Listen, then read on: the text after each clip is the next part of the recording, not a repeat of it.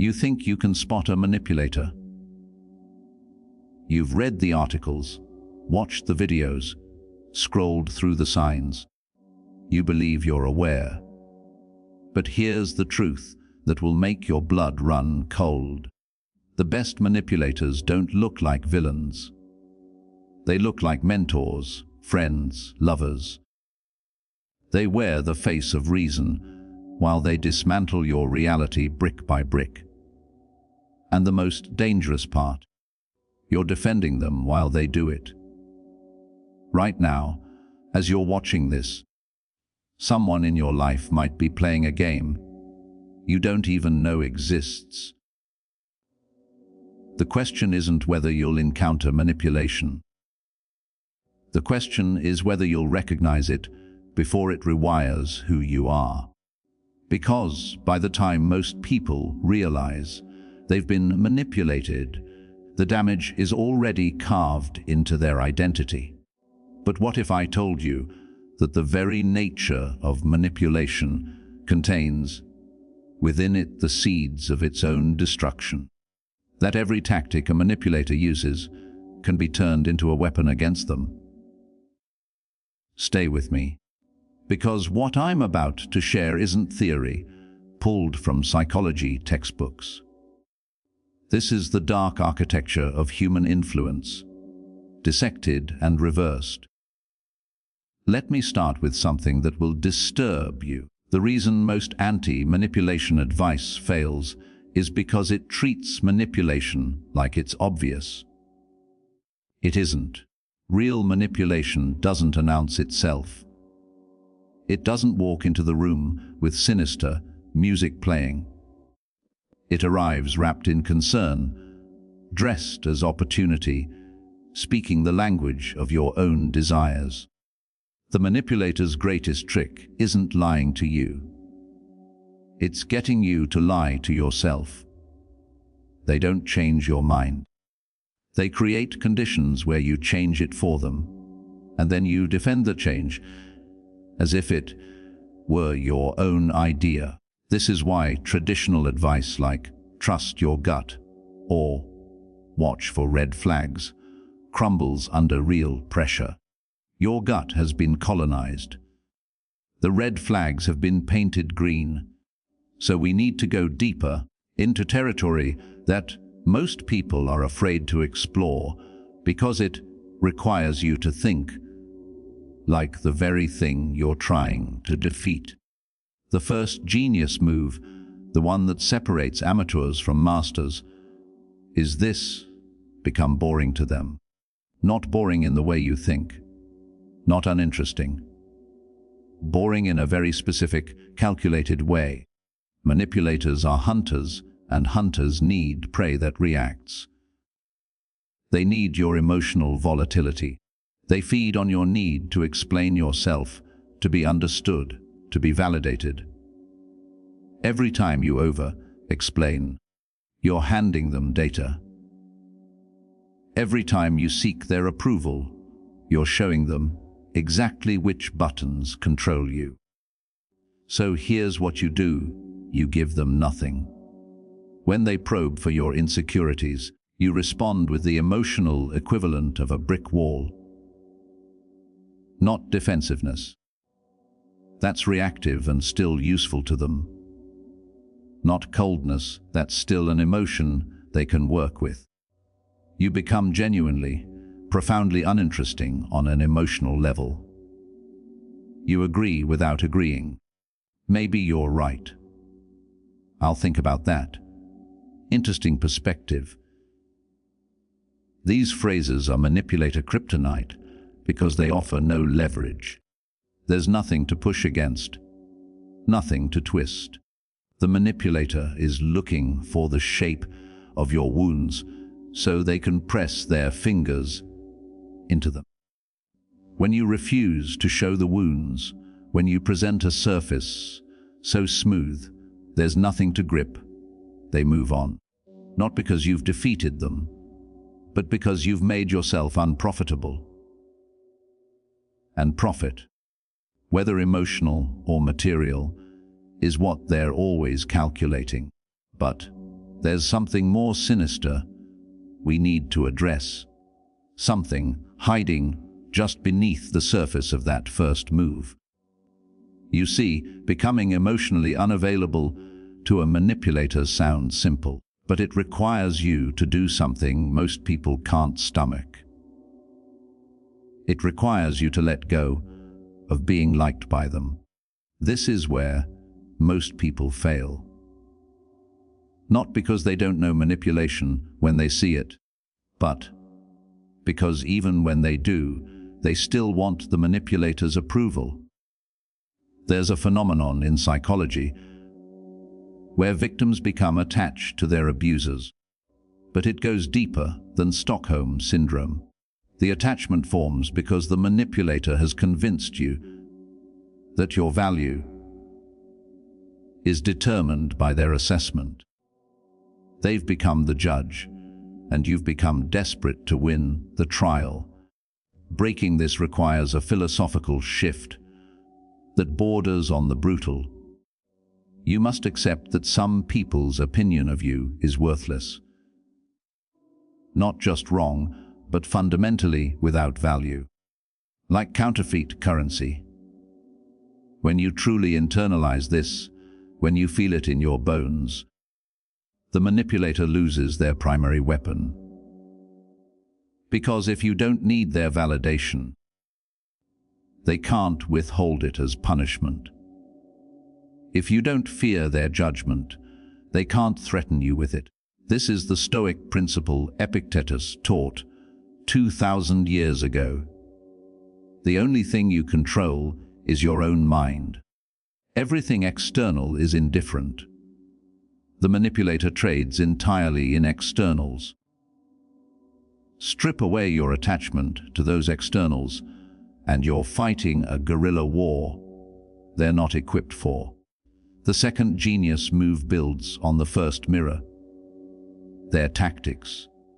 Back at them with surgical precision. Manipulators use a technique called intermittent reinforcement.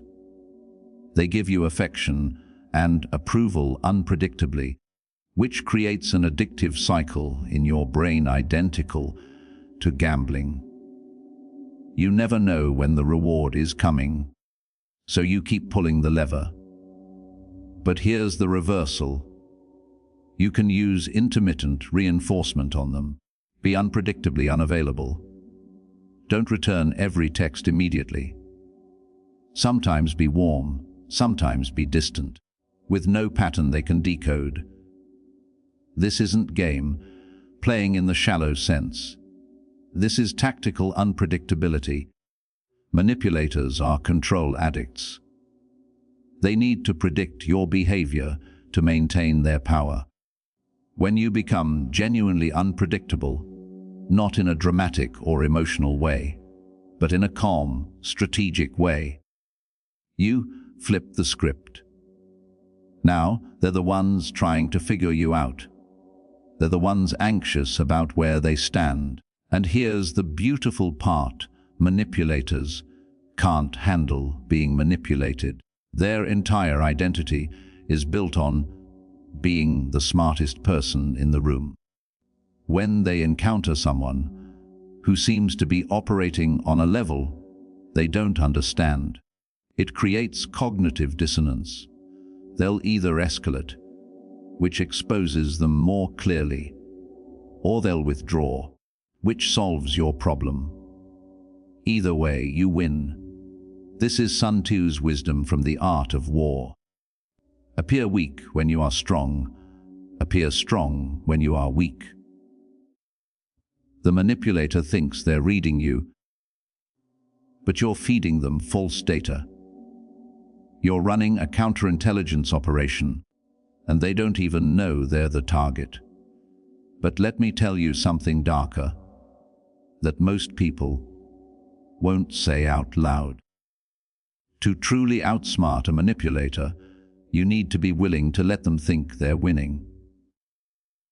This is the third move, and it's the most psychologically demanding. You have to have the patience of a chess grandmaster who sacrifices pieces for positional advantage. When a manipulator makes their move, trying to guilt you, gaslight you, or control you, sometimes the smartest response is to appear to concede. Not because you're actually conceding, but because you're gathering intelligence. Every manipulation attempt they make reveals their strategy, their fears, their desperation points. If you react immediately, if you call them out, if you fight back overtly, they adjust and hide better. But if you let them think they're succeeding, while you're actually documenting every move, understanding every pattern, you gain something far more valuable than a single victory. You gain complete knowledge of their playbook. This is how intelligence agencies work. They don't arrest every spy immediately. They watch, they track, they map the entire network. Then, when the time is right, they dismantle everything at once. The manipulator, who thinks they have you under control, becomes careless. They overextend. They reveal connections to other manipulators in your life. They show you exactly how deep the rot goes, and when you finally make your move, whether that's cutting them off, exposing them, or simply extracting yourself completely, they never see it coming because in their mind, you were the controlled one. You were the pawn. The shock on a manipulator's face when they realize they've been outplayed is one of life's purest moments of justice. But you only get there through patience that feels like suffering. Now we're going to go somewhere most people don't have the stomach for, but stay with me because this is where the real power lies. The fourth genius move is this: study them like they're a rare species of predator, because that's what they are. Manipulators aren't random. They're not chaotic. They follow patterns as predictable as the seasons once you know what to look for. Every manipulator has a type of victim they prefer. They have a comfort zone of tactics. They have tells, psychological ticks that give them away if you're watching with cold, analytical eyes. So you become an anthropologist of manipulation. You start cataloging. When do they escalate? When do they retreat? What specific words trigger their need to control? What situations make them feel threatened? You're not doing this emotionally. Emotion is their territory. You're doing this clinically, like a scientist studying a virus. You take notes, mental or actual. You start to see that their spontaneous attacks aren't spontaneous at all. They happen when they feel their control slipping. Their sudden kindness isn't genuine. It appears after you've created distance. Once you understand the mechanics, once you see the puppet strings they're using, they stop being terrifying and start being predictable. And predictable means defeatable. The philosopher Nietzsche said that if you stare into the abyss long enough, the abyss stares back. But he was wrong about one thing. When you study the darkness not to become it, but to understand it, you develop immunity. You become someone the abyss can't touch because you know its language, its rhythms, its weaknesses. But there is a deeper, more dangerous truth we haven't touched yet, one that lives in the shadow of everything I've just told you. Here it is. Sometimes the smartest way to outsmart a manipulator is to make them think you're more dangerous than you are. This is the fifth move, and it requires you to embrace a persona that might feel uncomfortable at first. Manipulators are bullies at their core, and bullies are cowards. They target people they perceive as vulnerable, as controllable, as unlikely to fight back. So what happens when you subtly, carefully, suggest that you're not vulnerable at all?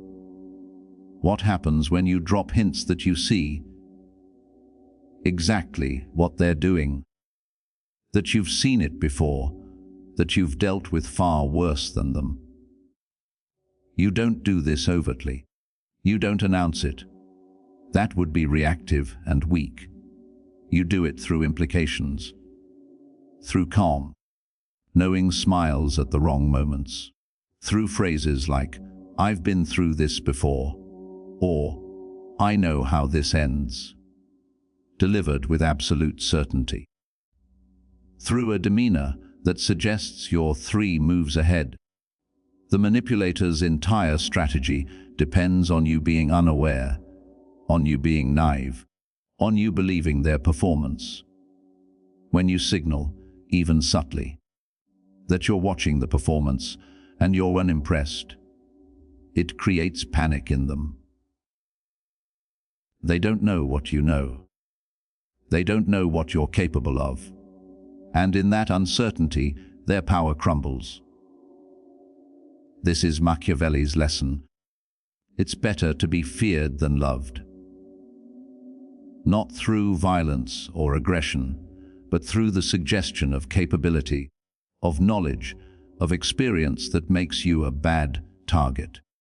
The predator that senses the prey might actually be more dangerous moves on to easier hunting grounds. The 6th genius move is perhaps the most elegant because it requires almost no effort once you understand it. You leverage their ego against them. Every manipulator, without exception, is driven by a profound insecurity masked by narcissism. They need to feel superior, to feel like the smartest person, the most insightful, the most capable. This need is a gaping wound, and you can use it as a weapon. How? By asking them for advice, by appearing to value their opinion, by seeming to defer to their judgment. This sounds counterintuitive, like you're giving them power, but stay with me. When you ask a manipulator for advice, you're not actually looking for guidance. You're doing 2 things simultaneously. First, you're satisfying their ego, which temporarily pacifies them and makes them feel like their manipulation is working. Second, and this is the crucial part, you're getting them to reveal their thinking. Manipulators can't help themselves.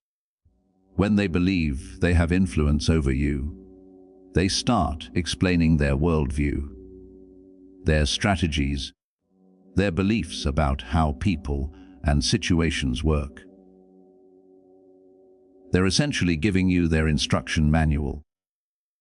They're teaching you how to manipulate them. And the beautiful irony is they think they're controlling you while they're actually being controlled.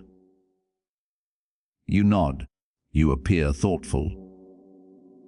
You thank them for their wisdom, and then you do exactly what you were going to do anyway. But now you have intimate knowledge of how their mind works, which you can use at every subsequent interaction. This is the Jitsu principle applied to psychology. Use the opponent's force against them.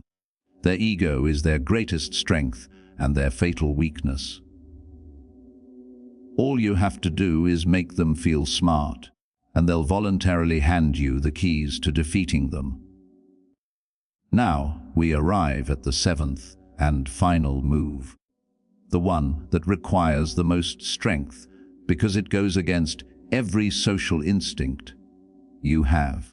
The ultimate way to outsmart any manipulator is to be willing to walk away with no explanation, no closure, no final confrontation. This is the nuclear option, and it's devastatingly effective precisely because it's so rare. Most people, even when they know they're being manipulated, feel compelled to explain themselves. They want to tell the manipulator why they're leaving. They want justice. They want the manipulator to understand the harm they've caused. They want some kind of acknowledgement or apology.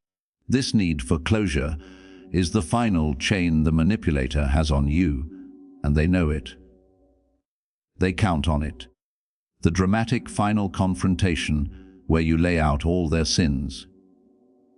That's not victory. That's giving them one last opportunity to manipulate you, to reframe the narrative, to turn themselves into the victim, to make you doubt yourself one more time.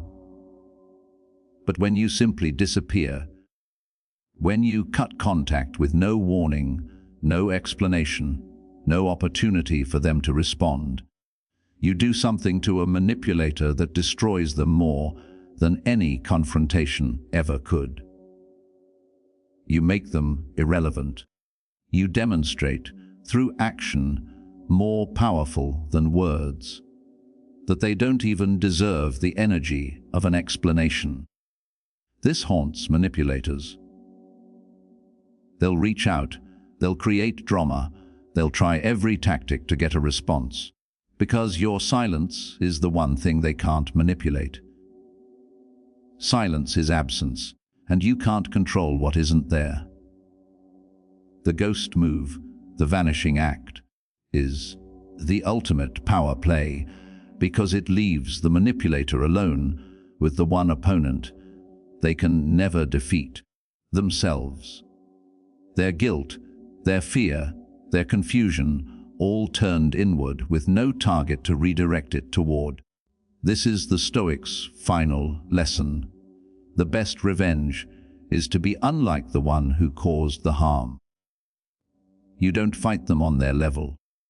You remove yourself from the game entirely and watch as they slowly realize they're playing alone. But here's what ties all 7 of these moves together: the underlying principle that makes them work. Every single tactic I've described requires you to develop a quality that most people desperately lack: genuine indifference to outcomes you can't control. Not fake indifference, not pretended calm, but real, bone, deep acceptance that you cannot control another person. You can only control yourself. The manipulator's power comes entirely from your need for a specific outcome. Your need for their approval. Your need for the relationship to work. Your need for them to be who you wish they were, instead of who they actually are.